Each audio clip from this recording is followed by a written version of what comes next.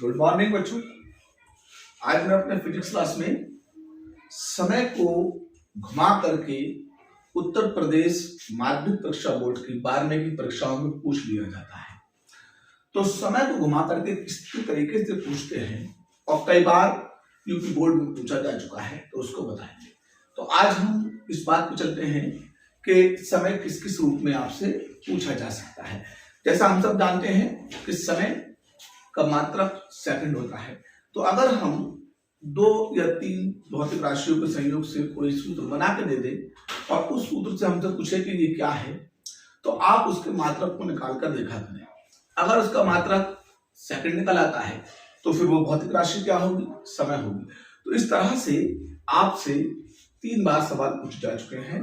तो जिसमें मैं आपको पहला रूप बताना चाहता हूं, वो आपसे कहे कुंडली का प्रतिरोध और कुंडली के सब प्रेरक यानी कि एल और आर, और आपको एल और आर का अनुपात लिख के दे, एल के बटे में आर लिख के दे और आपसे कहे सिद्ध कीजिए कि ये समय है, तो आप बिल्कुल भी समय को बर्बाद मत कीजिए और तुरंत लिखना शुरू कर दीजिए। अब क्योंकि एल कुंडली का प्रतिरोध है, आर कुंडली का प्रतिरोध है और एल सब प्रेरक है, तो आप अच्छी तरीके से जानते हैं कि आपको एल अपॉन में आर लिखना है। अब L अपॉन में R क्या है ये लिखना है, तो आपको पहले बताना पड़ेगा कि L जो होता है वो E अपॉन में DI अपॉन DT होता है।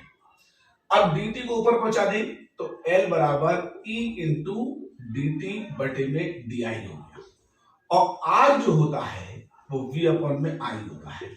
अब हमने यहां मान रखे तो L की जगह पर हमने E इंटू DT अपॉन में DI लिख दिया और पूरा बटा लगाया, R की जगह पे V अपॉन में I लिखा, मात्रक लिखा, E का मात्रक वोल्ट हो गया, समय का मात्रक सेकंड हो गया, और अब धारा का मात्रक एम्पियर हो गया, पूरा बटा लगाया, विभवांतर का मात्रक वोल्ट हो गया और धारा का मात्रक एम्पियर हो गया।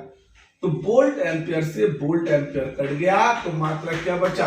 सेकंड बचा। तो इस तरह से आपने क्या देखा कि L अपॉन में R समय है, यानी कि L अपॉन में R क्या है? समय है। ऐसे ही हम आए C अपॉन में R भी वही है जो समय है, तो हमें करना पड़ेगा कि C अपॉन में R का मात्रक भी क्या है? सेकंड है। तो आपने C अपॉन में R के मात्रक को लिखा, सी आर को पता करना है, तो C बराबर Q अपॉन में V होता है। अब हमने C की जगह पर Q अपॉन में V और R की जगह पर V अपॉन में I लिखा, तो V से V काट दिया, तो ये क्या बचेगा?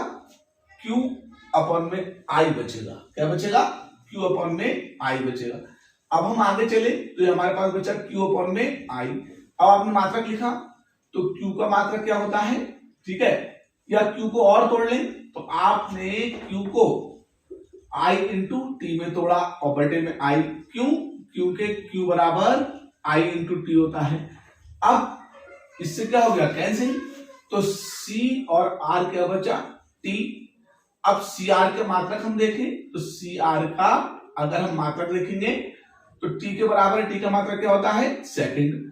तो इसका मतलब CR भी क्या है? CR, ठीक है, CR भी समय है, CR भी समय है। अब आते हैं हम H अपॉन में E, वही है जो समय है, जहां पर H प्लांक नियतांक है और E फोटोन की ऊर्जा है। तो हमने क्या किया?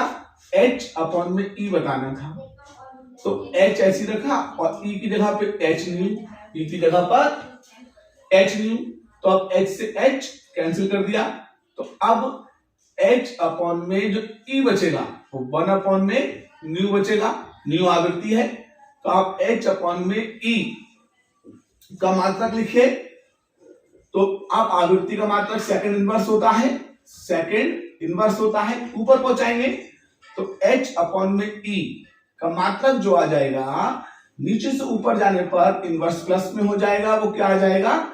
सेकंड आ जाएगा। तो इस तरह से H अपॉन में E भी क्या है? समय है, समय। तो आपको आज समय इस वीडियो में 3 रूप में देखने को मिला। एक, कुंडली के प्रेरक रूप और उसके प्रतिरोध का अनुपात भी समय होता है। दूसरा, संधारित्र की धारिता और उसके प्रतिरोध का गुणन भी समय होता है। और तीसरा, प्लांक नियतांक और फोटोन की ऊर्जा का अनुपात भी समय होता है। तो जरूरी नहीं है कि हमसे समय सीधा सीधा पूछ ले, हमसे समय वो घुमा फिरा के भी पूछ सकता है। इसी को तो लॉजिक और इसी को तो भौतिक जगत कहते हैं। उम्मीद करता हूं इसमें आपको समय के 3 नए रूप देखने को मिले होंगे। ये आपके ज्ञान की परख होती है। तो आशा करता हूं आपको समझ में आया होगा। प्लीज आप वीडियो को सब्सक्राइब करना ना भूलिएगा। तब तक के लिए जय हिंद।